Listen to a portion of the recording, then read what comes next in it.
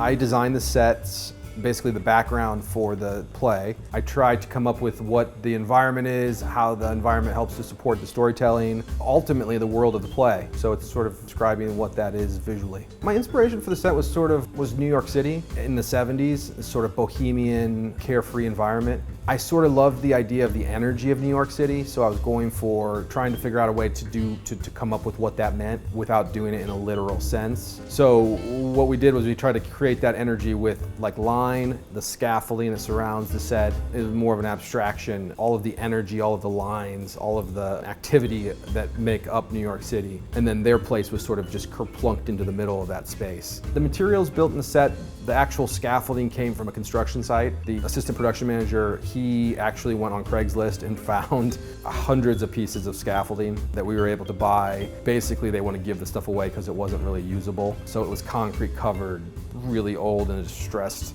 scaffolding that turned out to be sort of a great component. So essentially it was the scaffolding, and then stage right there was this large kind of brick wall that we built out of traditional scenery, flats, covered in actually a material called pulp art, which is composite cardboard material that is made to look like brick. And we got that from the West Coast. It's a really great product that looks just like brick.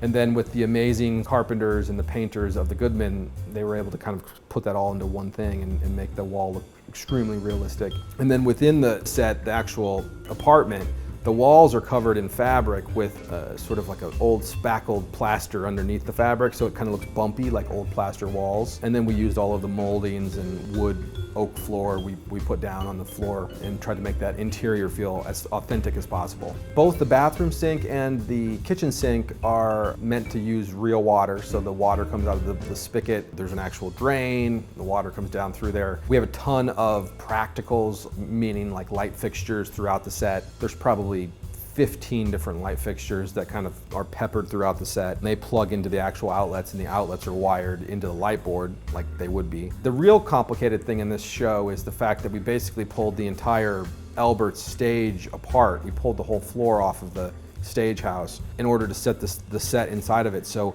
underneath the stage, it drops down 12 feet. So the Goodman shop pulled all of those platforms out.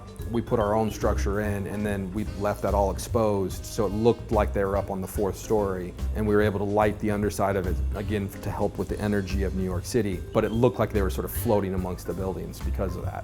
Well, I think it's really interesting that it's Lorraine Hansberry's other play that not a whole lot of people have seen. I think the play is written beautifully. I think it deals with contemporary themes of today, which I find to be kind of ironic that, you know, this woman was writing in the 60s. She was a 34-year-old black woman writing in a time that these kind of things just didn't happen, and she was like proud and loud with what she thought of the world. And I think that in and of itself is sort of an amazing reason to come see the show.